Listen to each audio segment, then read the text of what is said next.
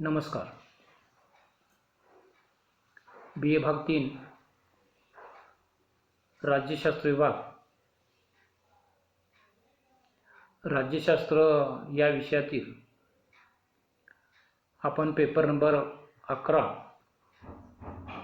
पाश्चात्य राजकीय विचार भाग 1 हा पेपर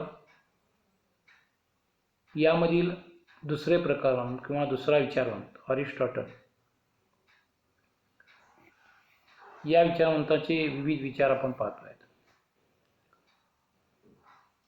अरिस्टॉटल या विचारवंताच्या बाबतीत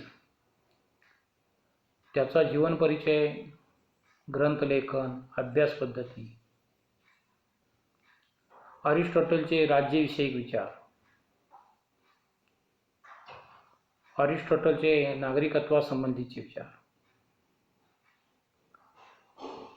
अरिस्टॉटलचे राज्यघटनांचे किंवा राज्याचे वर्गीकरण, अरिस्टॉटलचे राजकीय परिवर्तनाचे फिरते चक्र, अरिस्टॉटलचे खाजगी संपत्ती आणि कुटुंब संस्था यासंबंधीचे विचार,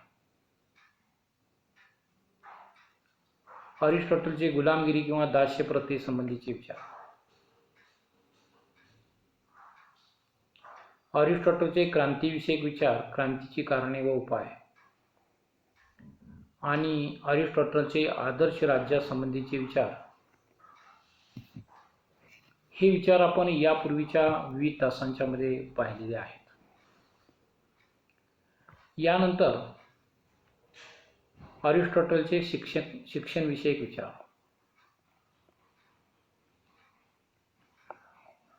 वास्तविक पाहता अरिस्टॉटलचा गुरु प्लेटो याने सुद्धा त्याच्या कालखंडामध्ये तत्वज्ञ राज्यकर्ता निर्माण करण्यासाठी आणि तत्वज्ञ राज्यकर्त्यांच्या माध्यमातून आदर्श राज्य निर्माण करण्यासाठी शिक्षण व्यवस्था सांगितलेली आहे.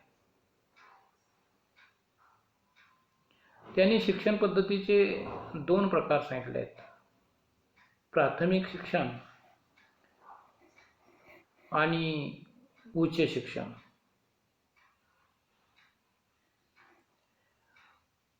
प्राथमिक शिक्षण हे सामान्य नागरिकांना देऊन त्या ठिकाणी जे प्राथमिक शिक्षणात यशस्वी होतील ते सैन्य व्यवस्थेमध्ये समाविष्ट करणं आणि उच्च शिक्षण जे घेतील ते राज्यकर्ते निर्माण करणं, अशी भूमिका प्लेटोची असलेली दिसून येते.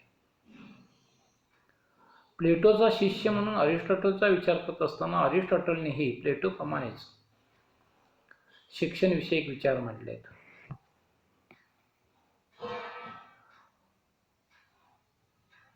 अरिस्टॉटलने पॉलिटिक्स या ग्रंथात शिक्षण विषयक विचार मांडले असले तरी हे त्याचे विचार अपुरे वाटतात.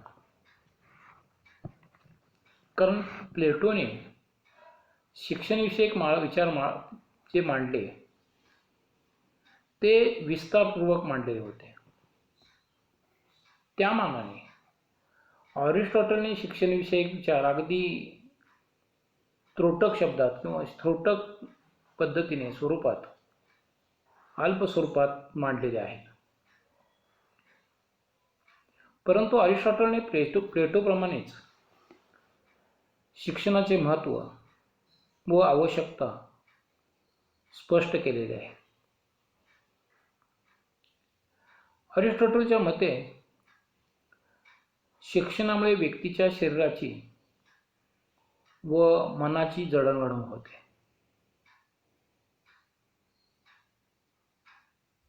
शिक्षणाने व्यक्ती सुसंस्कृत, सुजाण बनते. तिला आपल्या कर्तव्याची जाणीव होते. परंतु अरिस्टॉटलने शिक्षणाची व्यवस्था फक्त नागरिकांसाठी सांगितलेली आहे. त्यामध्ये गुलाम, स्त्रिया, शिल्पकार, शेतकरी इत्यादी लोकांना शिक्षण देण्याची गरज नाही, असे त्याचे मत होते. नागरिकांना मात्र राज्याच्या घटनेनुसार शिक्षण देऊन त्यांचा बौद्धिक व नैतिक विकास साधला पाहिजे अशी अरिस्टॉटलची भूमिका होती. अरिस्टॉटलने जे शैक्षणिक स्वरूपाचे विचार मांडले त्याच्या मते शिक्षणाच्या तीन अवस्था असतात. त्यामध्ये पहिली अवस्था मुलाच्या जन्मापासून ते वयाच्या 7व्या वर्षापर्यंत शिक्षणाची पहिली अवस्था असते. ही अवस्था शारीरिक व बौद्धिक वाढ होण्याच्या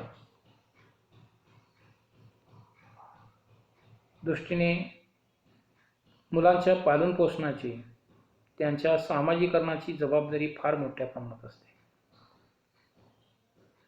शारीरिक शिक्षणाने मनाचा आत्म्याचा विकास होत असतो. ही शिक्षणावस्था कुटुंबातच पूर्ण होत असते. म्हणून आई वडिलांनी मुलाच्या शारीरिक व मानसिक विचाराकडे अधिक लक्ष द्यावे. विविध गोष्टी, गाणी, लहान लहान प्रसंग, वस्तुदर्शन याद्वारे मुलांना शिक्षण द्यावे. ही बाल्य अवस्थेतली अवस्था असते. हे शिक्षण आई वडिलांच्याकडूनच दिलं जावं अशी भूमिका अरिस्टॉटलची असलेली दिसून येते. दुसरी अवस्था, शिक्षणाची ही दुसरी अवस्था वयाच्या 8व्या वर्षापासून सुरू होऊन ती 14व्या वर्षी संपते.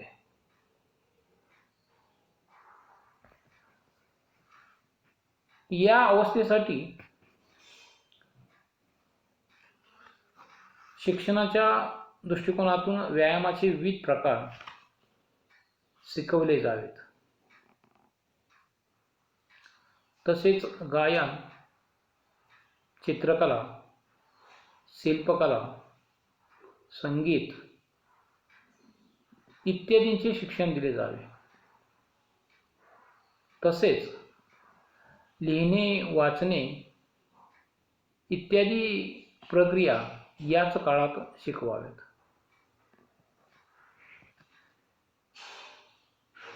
अरिस्टॉटलच्या शिक्षण व्यवस्थेतील तिसरी अवस्था वयाच्या 14व्या वर्षापासून सुरू होते. मुलांना या अवस्थेत शारीरिक, मानसिक, बौद्धिक शिक्षण देऊन नैतिक व बौद्धिक विकास साधावा. राज्यकारभाराबाबतचे प्राथमिक ज्ञान याच अवस्थेत दिले जावे. अंकगणित, गायन, वादन, व्यायाम या विषयांचे सखोल ज्ञान होऊन नागरिक राज्याच्या कारभारास पात्र होण्यासाठी ही अवस्था आवश्यक असते. वयाच्या 21व्या वर्षी ही तिसरी अवस्था पूर्ण होते. तिसऱ्या अवस्थेनंतर पुढे उच्च शिक्षण कसे असावे यासंबंधी अरिस्टॉटलने स्पष्टीकरण केलेले नाही. त्यामुळेच त्याचे विचार काही अंशी अपूर्ण वाटतात. तरी पण शिक्षणाचे महत्त्व, शिक्षणाची अवस्था व शिक्षणाचा आराखडा इत्यादी विचार स्पष्टपणे अरिस्टॉटलने मांडलेले आहेत. अरिस्टॉटलच्या मते शिक्षणाचा आराखडा तयार करणे व तो प्रत्यक्षात अंमलात आणणे ही कार्ये नगर राज्याने करावीत.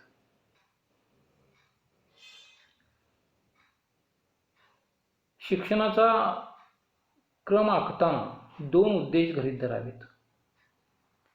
त्यामधील पहिला उद्देश जो आहे तो म्हणजे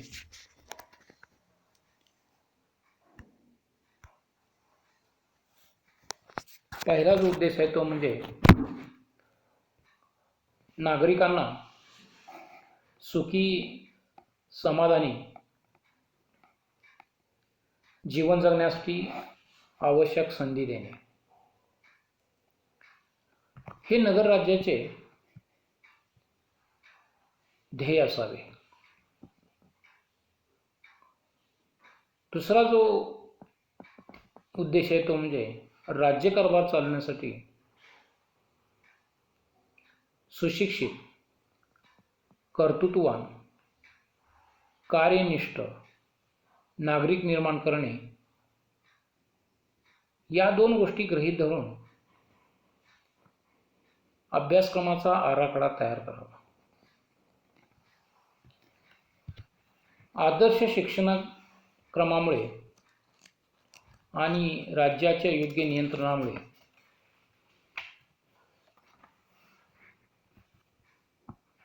नागरिकांना सदाचारी, सद्गुणी बनवता येते. अरिस्टॉटलच्या मते बुद्धी ही मानवाचे सर्वोच्च वरदान आहे.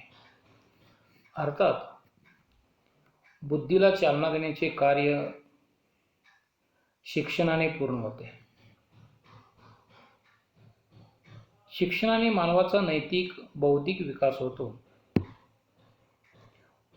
म्हणून शिक्षणाचा आराखडा उत्कृष्ट असला पाहिजे असे अरिस्टॉटलचे मत होते.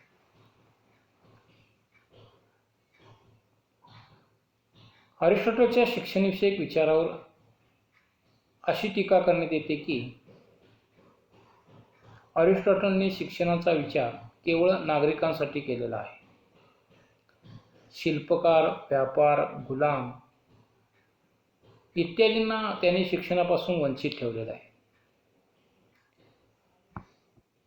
राज्यातील सर्व लोकांना शिक्षण आवश्यक असते आणि शिक्षणामुळे प्रत्येक व्यक्ती आपल्या कार्यात अधिक कार्यक्षम बनते.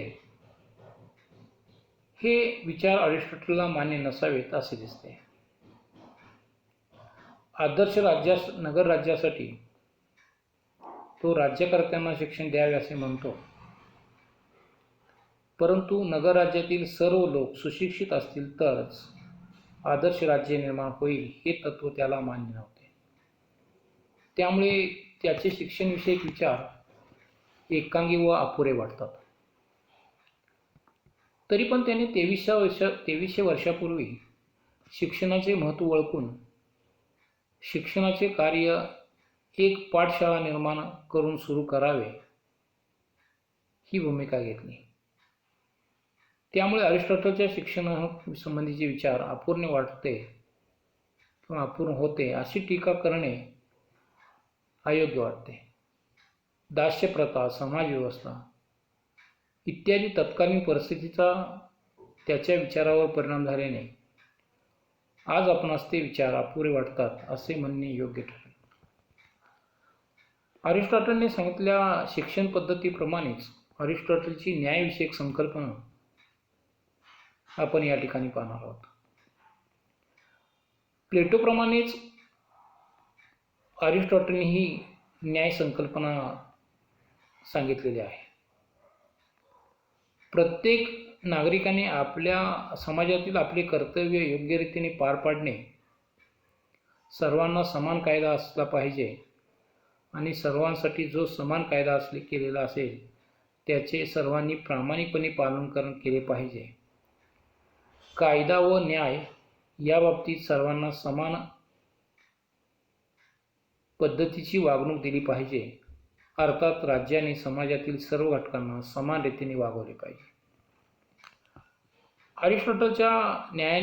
अरिस्टॉटलने न्यायाचे दोन प्रकार पडले आहेत: वितरक न्याय आणि सुधारक न्याय. वितरक न्याय म्हणजे व्यक्तींना द्यावयाचे फायदे हे त्याच्या योग्यतेप्रमाणे द्यावयाचे, तर सुधारक न्याय म्हणजे समाजातील समानता व साम्य आणण्यासाठी व्यक्ती ज्या गोष्टींना अपात्र आहे त्या गोष्टी तिच्याजवळ राहून न देण्यासाठी उपाय योजणे. सुधारक न्यायामध्ये शिक्षेची कल्पना अंतर्भूत होती. अरिस्टॉटलने न्यायाची संकल्पना विशद करताना व्यक्तीच्या योग्यतेला अधिक महत्त्व दिले असून समानता तत्वाचा पुरस्कार केलेला दिसून येतो. त्याच्या मते सर्व माणसे पूर्णांशाने समान असतात, म्हणून सर्वांना समान रीतीने वागवले पाहिजे. जे समान गुणांचे असतील त्यांना समानतेने व जे असमान गुणाचे असतील त्यांना असमानतेने वागवणे म्हणजे न्याय. व्यक्तीला तिची पात्रतेनुसार विकास करण्याची संधी मिळाली पाहिजे. ज्याची पात्रता नसेल अशा लोकांच्या हातात अयोग्य साधने दिली तर त्या साधनांचा दुरुपयोग होऊन समाजाचे अकल्याण होईल. समाजातील सर्व व्यक्ती पूर्णपणे समान असत नाहीत. व्यक्तीमध्ये आंतरिक भेद, असमानता आढळते. तेव्हा व्यक्तीच्या आंतरिक गुणधर्मानुसार, पात्रतेनुसार व्यक्तीला वागवले पाहिजे. नाहीतर अपात्र, अकार्यक्षम माणसे नको त्या स्थानावरती बसतील आणि समाजाचे हित साधण्याऐवजी अकल्याण करतील. एकंदरीत समानांना समान रीतीने, असमानांना असमान रीतीने वागवावे असे अरिस्टॉटलच्या न्यायातील एक सूत्र विशद केलेले आहे. न्यायाधीशांच्या नेमणुकीबाबत अरिस्टॉटलने 3 गोष्टींवर भर दिलेला आहे: राज्यघटनेवरील निष्ठा, न्यायदानाची पात्रता, न्यायनिष्ठा. या घटकांच्या आधारावर किंवा निकषावर न्यायाधीशांची नेमणूक केली असता न्यायदानाचे कार्य अधिक स्वतंत्रपणे व निपक्षपाती होईल असे त्याचे मत होते. थोडक्यात असे म्हणता येईल की अरिस्टॉटल न्यायाधीशाची किंवा न्यायाची कल्पना नैतिकतेवर अधिष्ठित होती. प्रत्येक नागरिकाने आपले कर्तव्य पूर्ण केले पाहिजे, ते त्याचे नैतिक कर्तव्य ठरते. मानवी जीवन सुखी समाधानी बनवण्यासाठी सर्वांना समानतेची वागणूक दिली जावी व यासाठी समानता, न्याय प्रस्थापित करण्याची कल्पना अरिस्टॉटलला अभिप्रेत होती असे आपणास म्हणता येईल. अशा प्रकारे आपणास अरिस्टॉटल या विचारवंताचे विविध विचार या ठिकाणी पाहता येतात. अरिस्टॉटलचे शिक्षणविषयक विचार आणि न्यायविषयक विचार हे विचार आपण पाहिल्यानंतर अरिस्टॉटल हा विचारवंत या ठिकाणी आपल्या अभ्यासक्रमातील पूर्ण होतोय. या ठिकाणी अरिस्टॉटल हा विचारवंत संपल्यानंतर आपण पुढील विचारवंताकडे जाणार आहोत. थँक्यू.